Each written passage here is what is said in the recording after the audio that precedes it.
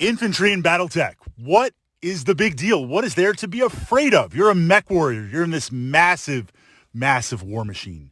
And as you make the jump from Battletech Game of Armored Combat to Combined Arms, and now start to be introduced to and deal with Tactica-wise infantry, artillery, tanks, air support, suddenly there are numerous new threats to piloting a mech. But the three Tactica that I want to focus on as an entry point to infantry, give you a couple of guide points to look out for. And certainly I've pushed up a lot of infantry Tactica to the Battletech playlist here. I love infantry. Just for the narrative, taking infantry, just the fighting spirit of the infantry against these massive war machines.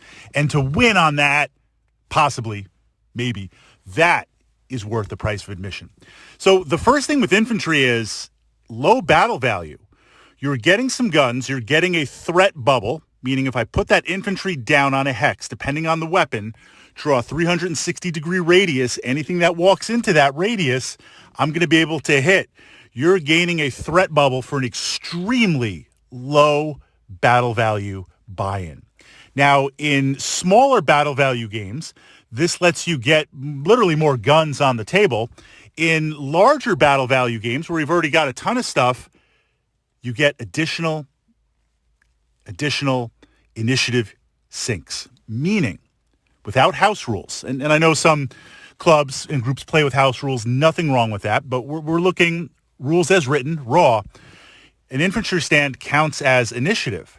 And initiative is big in Battletech in terms of moving pieces back and forth and getting my mech into a position, or if it's two mechs next to each other and for whatever reason nothing else is around, well, one of us is going to try and get rear armor based on the initiative. What this means in larger games with infantry is even with double or tripling up, you can move or activate those infantry stands and hold your more valuable pieces, your tanks, your mechs in reserve. And in smaller games too, to an extent. But in smaller games where you're trying to squeeze out as many guns as on the table as possible, infantry, low battle value buy-in. Now, the next challenge to infantry is based on the damage that they do, the way it spreads out. And generally speaking, you could have 86 battle value left because you took a couple of odd mechs and you can get one stand of infantry. But generally, you'll take 3, 4, 5, or 6 stands, units of infantry. You'll put 3 together operating in a similar cluster of hexes. Beyond that, it gets a little bit big and your opponent can maybe isolate. But generally speaking, if you put 3 in a hex area in a group, that's going to project out a lot of firepower. And the way the infantry rules spread the attacks, if you're a light mech, you're taking those hits across the entire mech. It's going to strip your armor. Light mechs do not want to be around infantry groups. Mediums, you could take it. Heavies, you could take it. Do you want to be able to take it? Additionally, where infantry really start to shine is mid to late game, where you might have a powerful mech, a Warhammer, a Stalker, an assault mech that has now gone to internals. It's still got fight in it, still got a ton of weapons, but you've taken damage through the course of the game from other targets shooting at you, where now it's internal, and you're trying to protect that spot. If an infantry stand hits you, or 2 or 3 with that spread, some sort of single fire, shoulder mounted, short range missile is going to hit in there and hit your ammo, hit your weapon, hit your hit sink, hit your engine, whatever that's going to be. Infantry force and push that magnitude out.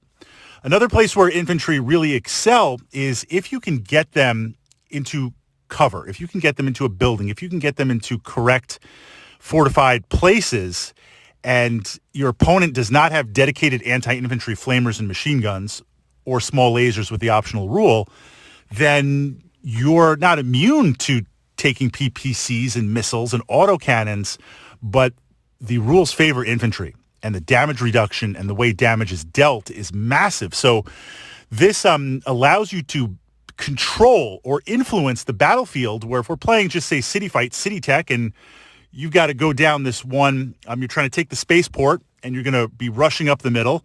But on the left, there's some buildings where you could outflank.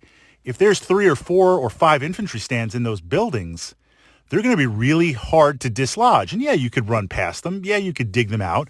but they're going to deal some serious, serious damage to you from that perspective.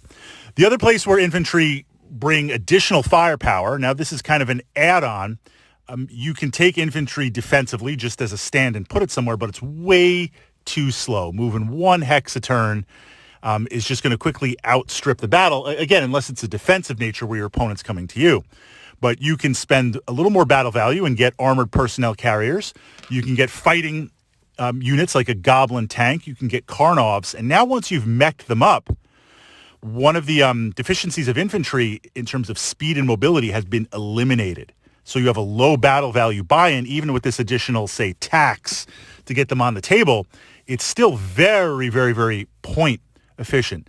Not to mention working as a spotter or swarming and planting demo charges and explosives on a mech. There's a lot of other little kind of quirky rules and things that you can do that at first glance, when you're used to playing mechs, make infantry very, very powerful and useful.